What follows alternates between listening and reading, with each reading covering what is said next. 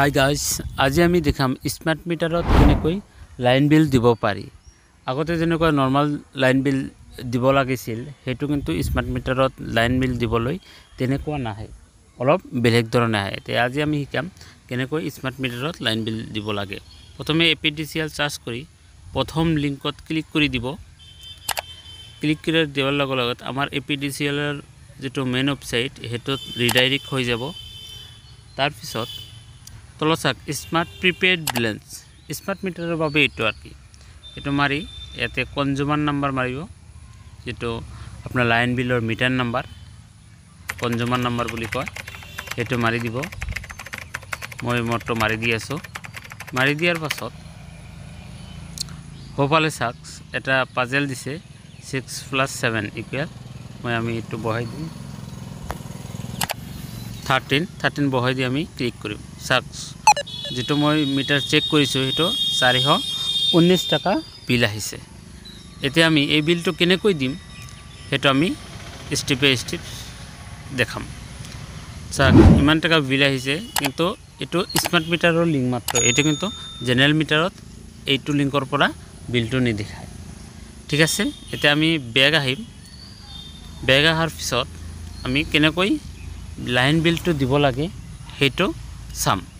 ঠিক আছে, তে বেগ আহিম লিও। বেগ আহি প্ৰথম অপশনটো চাওক পে ইলেক্ট্ৰিসিটি বিল, ইয়াতে ক্লিক কৰিম। পে ইলেক্ট্ৰিসিটি বিল ক্লিক কৰাৰ পাছত এনেকা ওয়েবসাইট আহিব। এটো আমি কনজিউমাৰ নাম্বাৰ মাৰিম, কিন্তু এটো আমাৰ জেনাৰেল মিটাৰত যেটো বিল দিয়া হয় হেটো লিংক।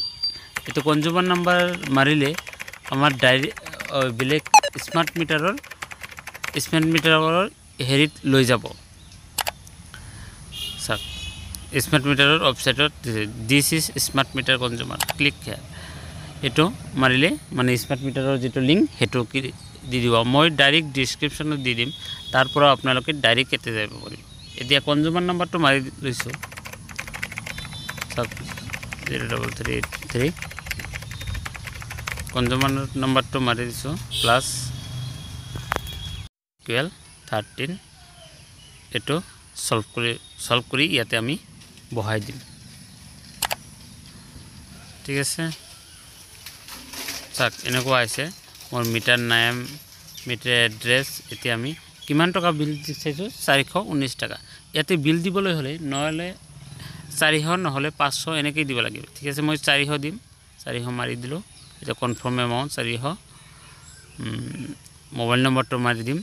এতিয়া মানে 450 বা যিমান বিল হৈছে ইমান দিব নোৱাৰি, মানে 100 বা 200 এনেকৈ দিব লাগে। ঠিক আছে, এতিয়া মাৰি দিলে তেছক স্ক্যান QR কোডত দিম আমি। QR কোড সেন্ড ভীম UPI, তে মেক এ পেমেন্ট মাৰি দিলে তে আমাৰ QR কোড শো হ'ব।